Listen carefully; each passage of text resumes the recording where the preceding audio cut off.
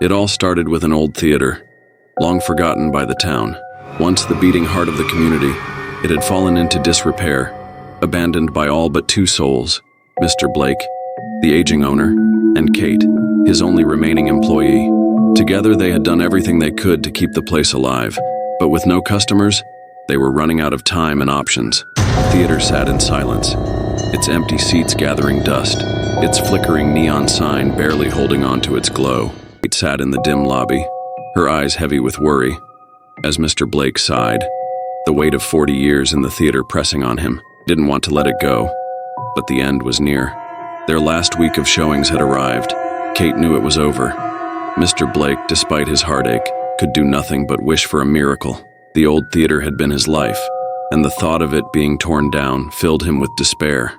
As if in answer to his silent plea, one rainy night, the heavy wooden door creaked open.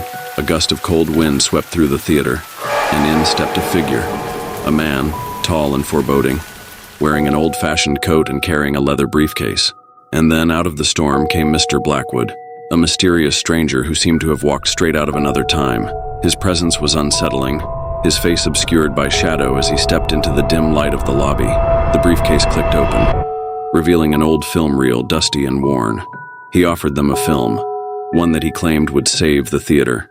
The Forgotten Frame, he called it, a lost piece of cinema that hadn't been seen in over 50 years. Intrigued and desperate, Mr. Blake accepted the offer. Little did they know this was no ordinary film. The theater came to life that night. For the first time in years, people filled the seats, drawn to the mystery of the forgotten film. But as the projector hummed to life and the film began to roll, the shadows in the room seemed to grow longer. Something about the screen felt wrong.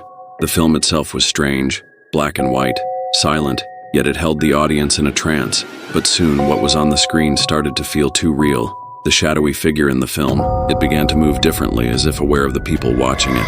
Suddenly, the figure stepped out of the screen, its shadowy form towering over the audience, moving among them. Panic spread through the theater as the doors locked shut, and then, the impossible happened. The figure from the film broke free, stepping out into the theater, its shadow stretching across the floor. Screams filled the air as people tried to flee, but the doors wouldn't budge. The figure was no longer just a part of the film. It was there, in the room, with them. Kate ran to the projector room only to find the reel was gone, replaced by a single handwritten note. Kate found nothing but a note, a warning scrawled in old ink. The theater will live on, but at a price. The price wasn't money, nor fame.